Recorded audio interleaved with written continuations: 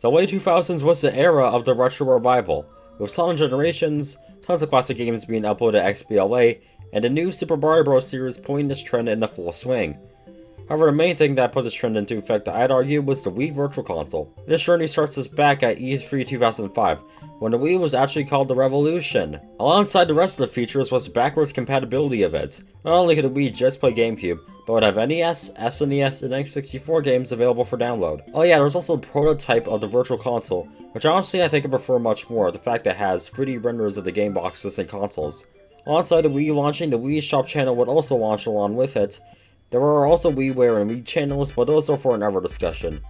The Virtual Console supported around 9 consoles, and not only were there Nintendo titles, but also Sega hopped on the train with the Genesis and Master System.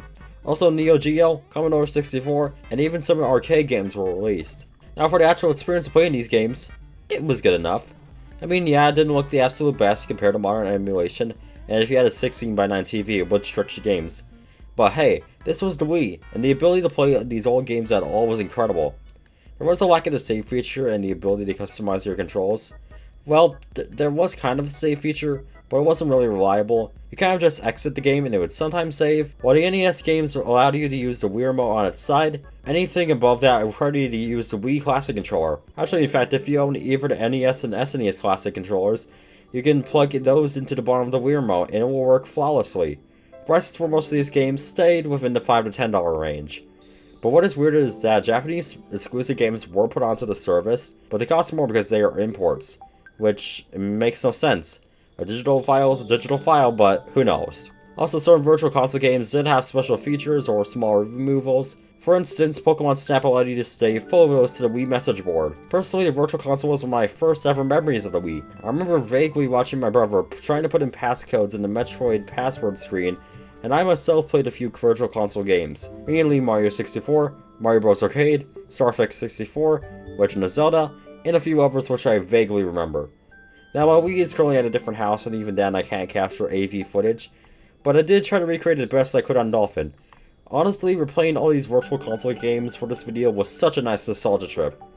This honestly may be one of the reasons why I've grown such a passion for retro video games. However, our Virtual Console journey does not end here, because next we have the 3DS Virtual Console, which was kinda weird. When the 3DS launched, it sold extremely poorly originally, which caused them to drop the price. But to make it up, anyone who had bought the 3DS before it price dropped would get 20 free Virtual Console games, 10 NES, and 10 GBA games. Later on, the Virtual Console would get original Game Boy and Game Boy Color games, as well as Super Nintendo. However, the Super Nintendo games only work on the new 3DS because new Nintendo 3DS has an improved CPU, which enables SNES games to run on the system with quality results. Which to me sounds like the CPU of the original 3DS is too slow to run 3DS games.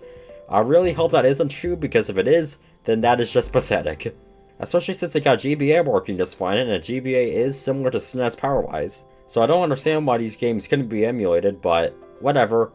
Oh yeah, Nintendo was also extremely weird with how they handled GBA games. Like I mentioned at launch, they had GBA games for early adopters, but they later went on to say that it's hard to make GBA work on 3DS. The short answer is that the 3DS hardware isn't engineered to play Game Boy Advance games. As a result, the few GBA games available to ambassadors aren't emulated, they are simulated. What does that even mean? There were also Game Gear games that got released, and I remember playing these a lot, and I kinda like how Sega ported these over, since the Game Gear is a fairly overlooked part of history. Pretty much all the games looked and played fine, and there was a better save feature that was a lot more reliable. In fact, a few of the games had extra features. For instance, the SNES games allowed you to turn on Pixel Perfect mode, which made the games look a lot better, and on the Game Boy you could flip between the screen being gray and green. Also, if you hold it down select while opening the Game Boy, you would get a Game Boy border. Also, I'm pretty sure if you had the 3DS, you could push the 3D slider to make the border pop out a bit more. Just in general, the 3DS is a great Virtual Console experience, and it's probably one of the best ways to play these games. Only if you're willing to serve a few years in prison, that is. I don't have as many memories with the 3DS Virtual Console. Yeah, I bought a few, but I had spent way too much time playing New Super Mario Bros. 2, and Mario 3D Land to really focus on the Virtual Console for that system. Well, next up we got the Wii U Virtual Console, which didn't exist at the console's launch, but later on in 2013, there was an update that allowed Virtual Console games to be played on the Wii U. And, let's just say the execution could have gone better. The service only launched with NES and SNES games, and they were released pretty scarcely at that. There's not a whole lot new going on here with the emulation. In fact, the N64 and NES emulations look really not all too great. What I find weird is that GBA and SNES games look great here. Yet again, there is easy controller customization and save states, but apart from that, there is not much to say here. What I find weird is that there were both DS and GBA games on the Wii U Virtual Console, but not the 3DS. Like, the 3DS is backwards compatible with DS games, and the DS could also run GBA games, so I see no reason why these couldn't appear on the system. Also, playing DS games here is just awkward. I guess if you're a YouTuber, it's a decent way to capture footage though. In fact, I am right now. Also, the only third-party company that joined Nintendo this time around was TurboGrafx, and most of these games came out after the Nintendo Switch launched.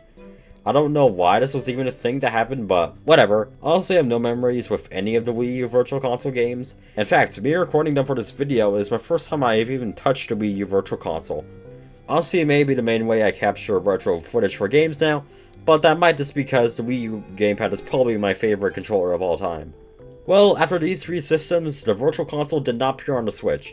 Instead, retro games were often put up as random releases or collections on the eShop. However, in 2018, it was revealed that NES games would be part of the subscription model for Switch Online. Later, SNES, N64, Game Boy, Genesis, and GBA would join in. There isn't really too much to say since I don't have a Switch myself, but these are the definitive way to play these games. There are save states, online play, and a rewind feature. Albeit it is under a subscription model which probably can turn some people off, though to be fair, it's $4 a month. I guarantee you are already paying $15 a month for Netflix. So the Virtual Console was a really cool service, and it sucks that it doesn't exist that much anymore, though consoles are still actively dumping their retro games mostly to this day.